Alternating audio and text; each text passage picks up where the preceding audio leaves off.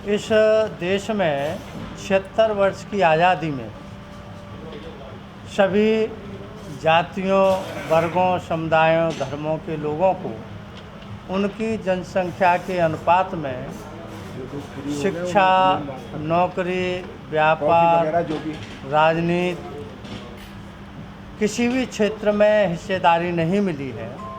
और उसमें मुख्य रूप से जो SC, ST, OBC और माइनॉरिटी के लोग हैं उनकी हिस्सेदारी नहीं मिली है, तो उनकी आर्थिक, शैक्षिक, सामाजिक एवं राजनीतिक स्थिति बहुत ही दयनीय है, जिसकी वजह से ये 74वें संविधान दिवस के अवसर पर 26 नवंबर 2023 को दिल्ली में जंतर मंतर पर एक विशाल धरना प्रदर्शन का आयोजन किया जा रहा है कि हम लोगों को जनसंख्या के अनुपात में हिस्सेदारी मिलनी चाहिए। और इस समय जो ये भारतीय जनता पार्टी की सरकार है, NDA की सरकार है, तो इससे संविधान को खतरा है, लोकतंत्र को खतरा है।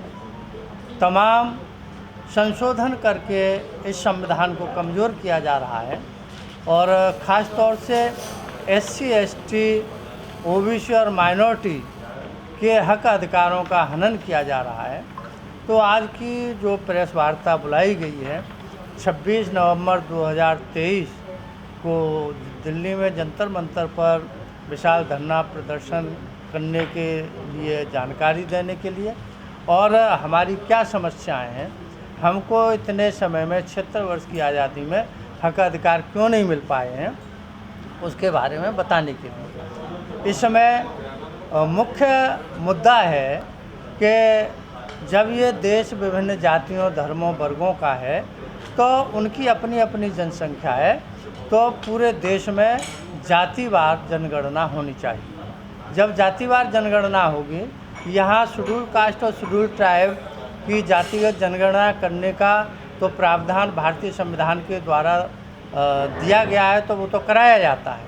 उसके लिए तो कोई भी सरकार रहेगी तो वो हर 10वें वर्ष पे होता है, लेकिन OBC का और अन्य अल्पसंख्यकों का नहीं होता है, तो उनका भी जनगणना होनी चाहिए और उस आधार पर उनको भी हिस्सेदारी मिलनी चाहिए हर क्षेत्र में। किस चीज़ की हिस्सेदारी चाहते हैं? सरकारी नौकरी, शिक्षा, नौकरी, व्यापार, राजनीति, हर क्षेत्र में। कितने वर्ष हो गए आरक्षण को आए हुए?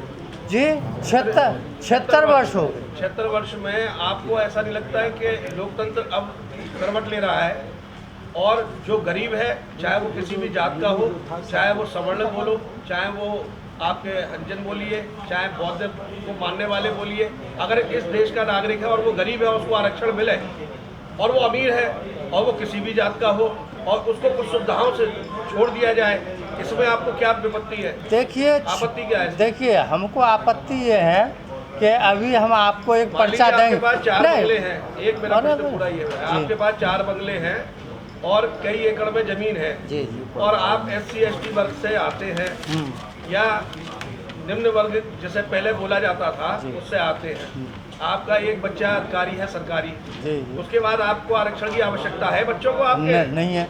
नहीं है। तो ऐसे कितना रेशो होगा जिनको SC, ST में अब तक जिनके बच्चे अधिकारी बन चुके हैं, या जिनके पास कई एकड़ जमीन है, या जिनके पास अच्छे 2 या 3 बंगले हैं, या एक ही बंगला है? देखिए, सवर्णों में गरीब नहीं है? ऐसा है, हमने वो आपकी बात सुन ली। चुनाव से पहले जब विपक्षी पार्टियां इस समय ये जनता को फिर दोबारा से जात पात में तोड़ रही है, जिसका कि विरोध SC, ST के लोग ही करते थे, बाबा साहब करते थे कि सबको एक समान अधिकार मिले, उनका पहला नारा था। आपका सवाल पूरा हो गया, आपका सवाल पूरा हो गया है। हम धरना इस बात का दे रहे हैं, इस पर्चा को आप पढ़ेंगे बाद में। 76 वर्ष की आज़ादी में जो SC और ST को 22.5% जो आरक्षण दिया, भाई एक सरकार गई, उसके दूसरे लोगों के हाथ में आ गई, विचारधारा उनकी एक ही है, पॉलिसी उनकी एक ही है।